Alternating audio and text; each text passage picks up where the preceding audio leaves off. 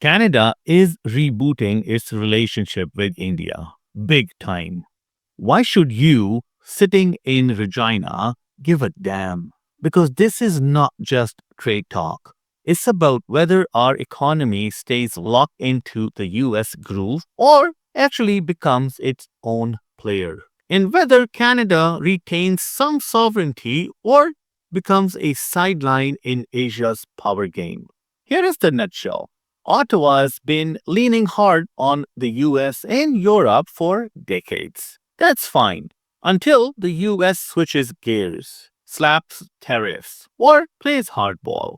Now, under Mark Carney, Canada is saying, okay, we are going to open the door to India. But why India? Because it's massive, growing fast, choking out investment, and wants the very sector where Canada has bones to pick: critical minerals, clean energy, AI, aerospace. If this works, more jobs, more markets, more strength.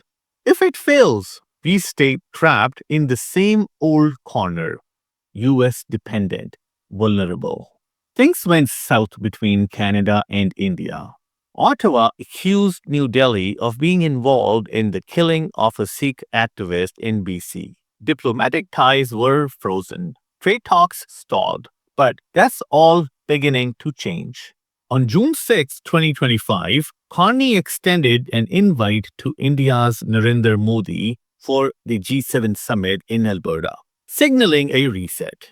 Then, in mid November, Canada's Trade Minister Maninder Sidhu flew to New Delhi. They sat down, focused on aerospace, AI, critical minerals, agriculture, and energy. And on November 13th, the two countries co chaired the 7th Ministerial Dialogue on Trade and Investment. Bottom line: rebuilding. Not just handshakes, a strategic pivot from the official Canadian announcement.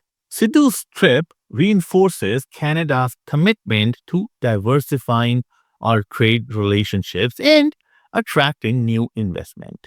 And he plainly said, Canada has every element needed to build an electric battery. We welcome investment from India in mining critical minerals and infrastructure. Quick pit stop. Please hit like and subscribe if you like the content I'm making. And join the membership if you want to help me keep this channel independent. Thank you. Now back to our topic. Key sectors at stake: critical minerals and battery production, clean tech plus energy. Canada can produce, India can consume and invest. AI and digital industries, new frontier, agriculture and aerospace, traditional exports plus future growth. Why this scene is geopolitical, not just business. This matters because Canada's future is not just about selling lumber or oil. It's about supply chains, global tech competition, and who controls what. If Canada stays tethered to just the US and Europe, when their priorities shift, ours suffer. By diversifying into India, Ottawa is trying to say we are not just branch plant North America. We are a global player. And it touches China, Russia, the Indo-Pacific arc. India is a counterweight to Beijing. Canada engaging there is a sovereignty move. Remember, Canada's goods trade with Indo-Pacific was $261 billion in 2024 versus $1.3 trillion with the US. Carney wants to change that. Okay, not so simple, because the 2023 killing still casts a long shadow. For trust is not rebuilt yet. India expects tangible commitments. Canada expects more than warm words. Canada has to scale up its own industrial capacity, not just talk. If we cannot deliver domestically, the India bet falters. China remains a wild card. If Ottawa leans too hard into India, Beijing might respond with tariffs or supply chain pressure. In US politics, with Donald Trump in the White House, Unpredictable moves means Canada must be agile. So here's what to watch for in the next 12 to 18 months. Will Canada and India sign major trade defense tech agreement in 2026? If yes, big win. If only symbolic, meh. Will Ottawa move beyond talk into industrial policy? For example, domestic battery making, mineral processing hubs tied to India investments. Will this push alter the shape of Canada's Indo Pacific strategy? Will we see Canadian ships in Asia, joint India Canada tech and defense link ups? Will supply chain resilience become a real driver in Canadian mining policy, not just lip service? And will the US respond with either cooperation or friction? If America sees Canada moving away, might trigger reaction. So, what's the payoff for regular Canadians? Jobs.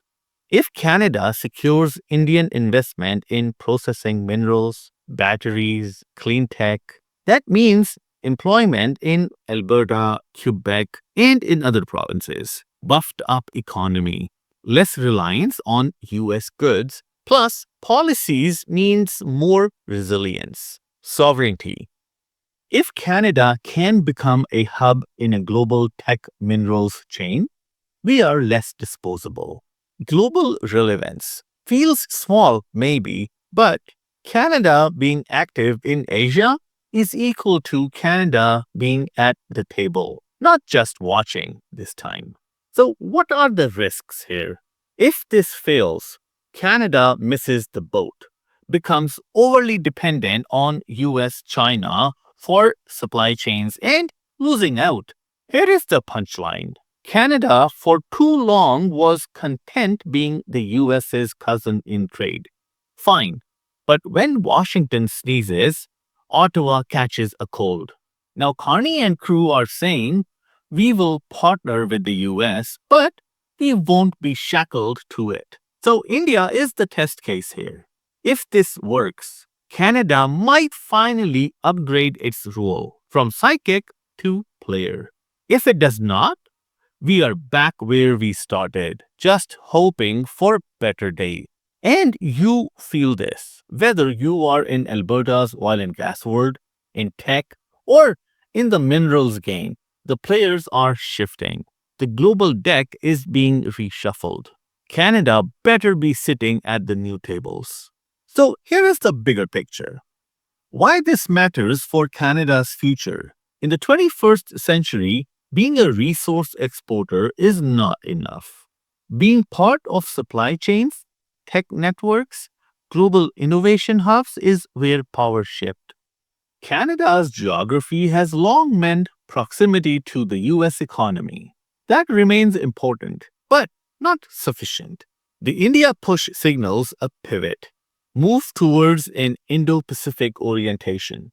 That includes Asia. If we play it right, Canada breaks out of the old resource extraction for export mold and becomes a hub for processing and advanced manufacturing.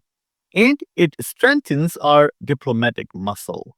If Canada is engaged with India, Japan, Korea, Australia, we are better positioned in the Asia theater. So, here is the takeaway. The story is not just Canada and India meet.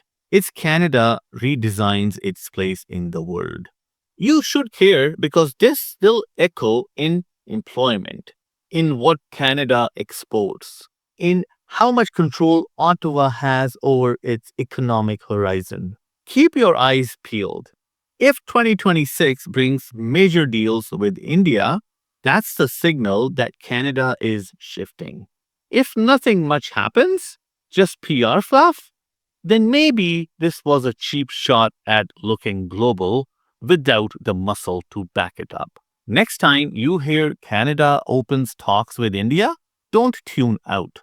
This might be the start of something big or the end of another false start. Stick around because I will be watching how this plays out for Canada's future. Thank you so much for watching, and I'll see you in my next video.